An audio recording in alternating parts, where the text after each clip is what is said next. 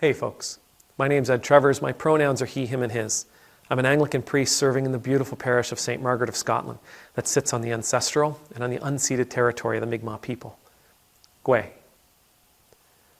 The other day I was reading in the Daily Stoic, a book by Ryan Holiday. Highly recommend it. It's a great, one lesson per day for an entire year.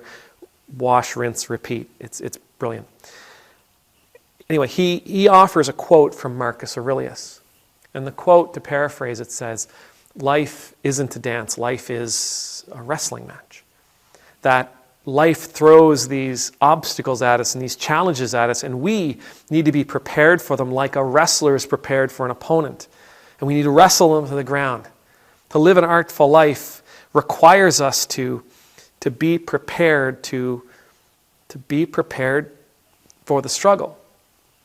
Now, I'm not arguing necessarily against what Marcus Aurelius is saying.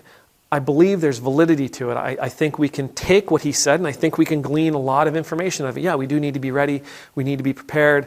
That as things come at us, we need to duck, we need to dodge, we need to weave, we need to throw down, whatever the case might be, in order to move forward, in order to grow, in order to prosper, in order to thrive. But as I read that quote, and as I read Ryan's reflection that came afterward, which, again, it was brilliant, I found myself thinking, no, man, Marcus, you're missing something. Right? See, wrestling is about two opponents. Unless it's like WWE and it's a cage match and there's 50 people in the cage, generally speaking, Greco-Roman wrestling, two people. And they square off. And one will be victorious over the other. One will stand in triumph. The other will be on the floor, will be on the ground, defeated. They'll be put down. But a dance doesn't require a winner.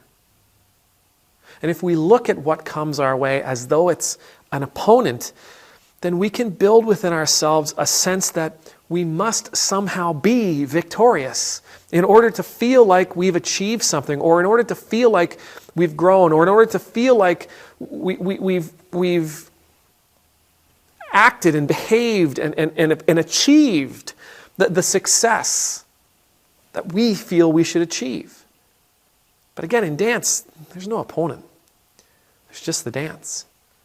There's the beauty. There's the grace, there's the story of the dance. There's the exercise of the dance. There's the movement of the dance. And what I would offer is that life actually is a dance. Those opponents we face, those challenges we face, those things that life throws at us, those curveballs that life throws at us, they're not opponents. They're the music of that moment. And a good dancer, I mean, you think about like a Gene Kelly or a Danny Kaye, those old guys that I used to, those old movies that I used to watch as a kid. Those fellas could dance to anything. They could do anything with their feet and with their bodies. They were graceful and they were beautiful and they were smooth. They danced in ways that I hoped that I could live. And it didn't matter about the music. If the music changed, they changed their dance. If the tune changed, they changed their dance. If a musician made a mistake, they would change their dance. If it got fast, they would dance faster. If it got slow, they would dance slower. Right? If we're seeing life as a wrestling match, then we're on our guard all the time. I got to be ready for the next person that's going to jump out at me. I got to be ready for the next challenge that's coming my way.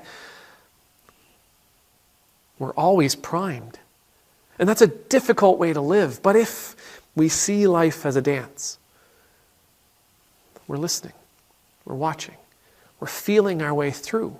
And as challenges come again, a challenge hits, we shift our feet. A curveball gets thrown our way. Maybe we have to dance faster. Maybe we have to dance in a different way, a different style. Maybe we have to move more throughout the room.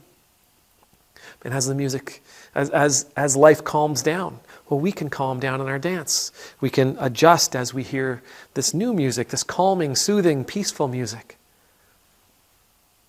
We don't always have to be on our guard. We just listen. We just listen to life as it comes.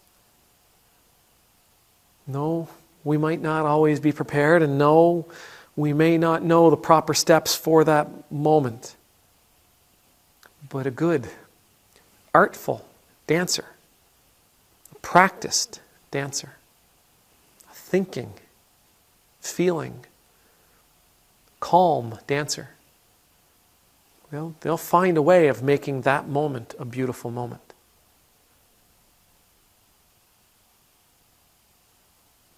May the Lord bless you. May the Lord keep you. May the Lord's face be made to shine upon you and be gracious to you. May the Lord's countenance be lifted up to you. May you always know the peace of being in the Lord's presence. And I pray you will enjoy the dance. Whatever the music happens to be in that moment, I pray you will find a way of enjoying how you move, how you sway, how you turn, how you step. I pray that you will find beauty in your response to the music that is offered to you. Amen. Numultus.